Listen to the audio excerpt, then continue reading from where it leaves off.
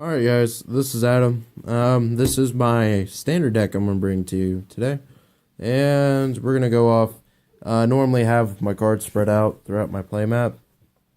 But I'm trying to get new this time, because I don't feel like doing much work. So alright, start off. I'm playing Grixas Control. And this is a Noxious Gearhulk, top it off. It's a 6-drop. And when it enters battlefield, blow something up, and you gain life for it. And we use this card to remove threats off the board. And it's a pretty nice card looking, crap, whatever. But next up is to slaughter. 3-drop, target player sacrifice, creature, planeswalker. Delirium, creature, and planeswalker. And we run 2 of those in this deck. Just 2. Evolving Wilds, sacrifice, search for basic, and enters battlefield tapped. Plain simple. And we got 3 of those. No need for 4, just 3. Just, you know what? I'm just gonna. Okay. Anyways, Transgress the Mind. 2-drop. Hold on, let me lens. Oh, that is horrible. I don't know why my lens. But it's a target player fills her hand. You. Hold on. This might be better. Alright. Sorry about all that. Target player fills her hand. Choose a card from it. And with converted mana cost 3 or greater, exile that card. Yeah. Hand pressure. It is super great. Better than Duress. Not as great as Thoughtseize or Inquisition of Kozilek, but it's great for standard. Galvanic Bombardment. 1-drop. Deal X damage to target creature where X is +2 plus the number of cards named Galvanic Bombardment in your graveyard. So, easy removal. Very easy. And we run 2 of these in the deck. Just plain simple. Harness Lightning. 2-drop. Choose target creature, you get 3 energy counters, then you may pay any amount of energy counters. Harness Lightning deals that much damage to that creature. I could care less for energy counters, but it's new standard crap.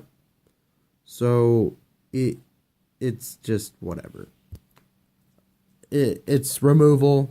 It's all we're looking for. That's what Grixis is really known for. You need some swamps, and I run about 2, 3, 4. 5 swamps in the deck. And I'm going to say this here now, the deck is not cheap. So if you want to play some Grixis and you want to play it right, be prepared to spend some money, because let me tell you, it emptied my pocket pretty good.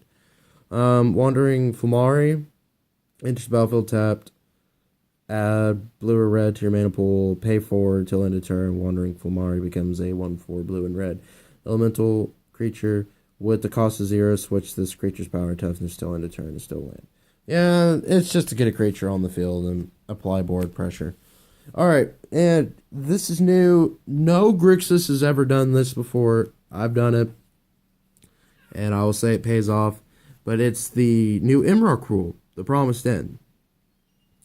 Imrock rule, the Promised End costs 1 less to cast for each card type among in your graveyard. When you cast Imrock Rule, you gain control of target opponent during that player's next turn. After that turn, that player takes an extra turn. Flying, trample, protect from instants. I use it for late game. Really, it's 13-drop. It's not bad, really. It's just fun. Here. Sorry, I kind of had a brain fart there. But it's good for late game. It's not like crazy. It's just something new I wanted to try with the deck, and so far I'm getting pretty good results with it. Now we have Kalidas, and he's a must in the deck. Very must. And he's a 4-drop, lifelink. If a non-creature token dies, Okay, basically, if a creature dies, they get exiled, and you get a 2/2 black zombie out of it. Hey, he's not sparkling. Well, It's not a vampire. well, No, I'm just kidding. this is not Twilight. And pay 3 mana, sacrifice zombie or vampire, and put 2/1/1 counters on him. He's a really good card, basically. And I have 2 Kalitas. 2. And these are expensive. I have a Kalitas. I hope you do, because I want it. How much are you gonna pay me for it? I'll trade you. $5 off Solary Ray. She's not really a must for the deck. I use her to make tokens out of my artifacts so I can get their effects off again. But yeah, kind of read amongst yourself. She's 3-drop. She ain't too special in the deck. She's honestly really not needed, but I like to use her for her -2. You know, she's there's not really much I can say about her for the deck. She can go both ways. All right, and now we got Ruinous Path. It's basically a murder with it can destroy a planeswalker too. 3-drop, nothing special. Run 2 in the deck. I didn't know I could get her to bark. She barked over water. Wow. Next up is we have 3 lions, 3 islands, foils. Yeah. All right. Now we have Sunken Hollow for late game mana, so they don't enter tapped. Enter battlefield unless you control 2 or more. Yeah. I run 2. You need some mountains. And what's here? We got 1, 2, 3, 4, 5. 5 mountains. That's what you want to run. Radiant Flames. This is where this gets interesting. So 3-drop. Radiant Flame deals X damage to each creature, where X is the number of colors of mana spent to cast Radiant Flames. And we run a 3-color deck. So you can deal a maximum of 3 damage to everything, and that is all that needed to board wipe. And that's what you need. And we run 3 of these. You need these. These are what you're going to rely on in mid-game. Alright, Glimmer Genius. 4-drop. Scry 2, then draw 2, you get 2 energy counters. Plain simple. Just scry draw. It's just to throw something in the graveyard, really. And you get to draw. Alright, here is a key component. Goblin Dark Dweller. It is a 5-drop with menace. When it enters the battlefield, you may cast target instant or sorcery with converted mana cost 3 or less from your graveyard without paying its mana cost. If that card would be put into your graveyard this turn, exile it instead. We run 3 of these guys. They are big threats. Anticipate. 2-drop. Look at the top 3 of your library. Put 1 of them in your hand and the rest on the bottom of the library. Just some stuff to throw away. We run 3 of these. It's good to get stuff in your hand. Keep the hand going. This is probably the best removal in standard right now. And it's Grasp of Darkness. 2-drop, target creature gets -4/-4 until end of turn. We run 1 of these. And we should be running 3, but we run so much fucking removal. It's ridiculous. So you just need 1. Alright, now we got Chandra. Actually, no. We have foil Chandra. She's pretty, isn't she? Yeah, she was a pretty penny.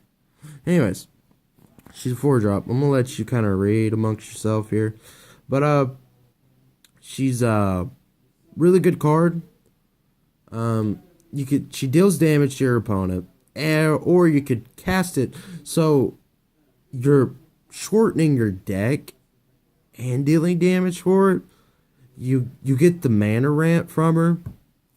She is removal, and her emblem is explosive. She is, I'm gonna say, the best Planeswalker in standard right now. she's seeing modern play right now. She is ridiculously strong. And if you don't have her, you need to go to your local card store and grab her before she's all gone. She's really, really, really, really, really good. Alright, next is Torrential Gearhulk, the fat Snapcaster mage. And he is a 6-drop with flash.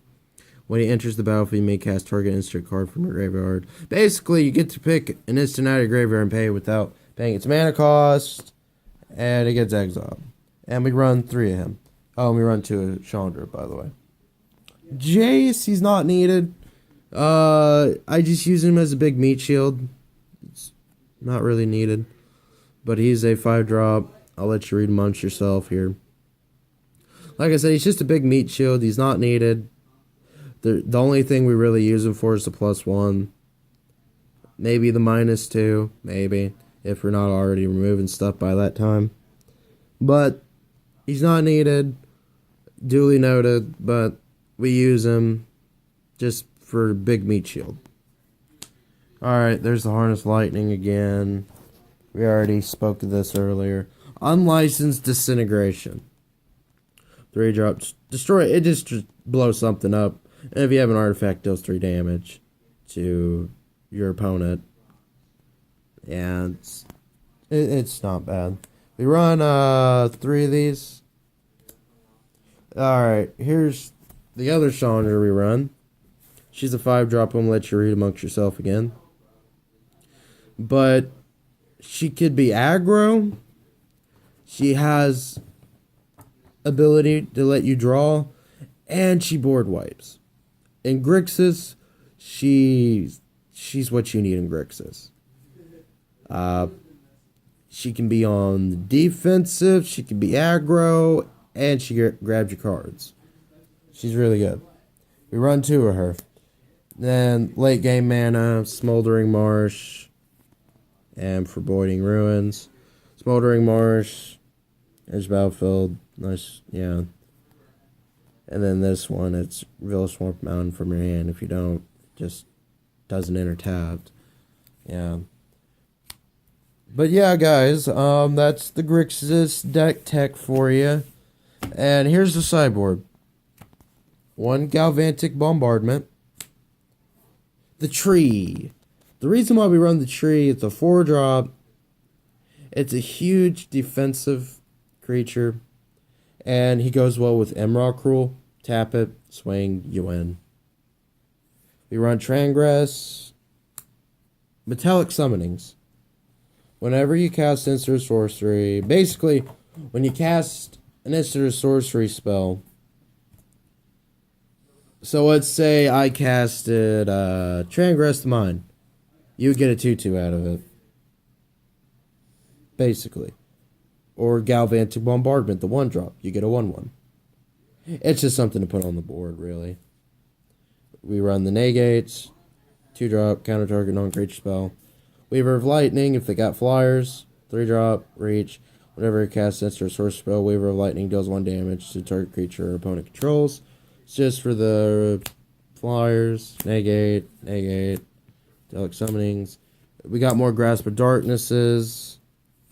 So if we need more removal, Glimmer Genius. We already know what that does. And another Transgress.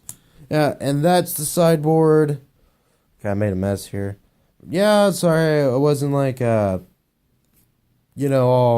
neatly organized for you guys. But yeah, this is my standard. Some bitch just added my sideboard to my main. But yeah, I hope you like it. It's tier 1 right now. I'm still kind of fiddling with it. So I'm not trying to be a copycat. Alright guys, and this is my deck tech for right now on Grixis Standard. Hope you guys enjoyed. See you later. This is Adam.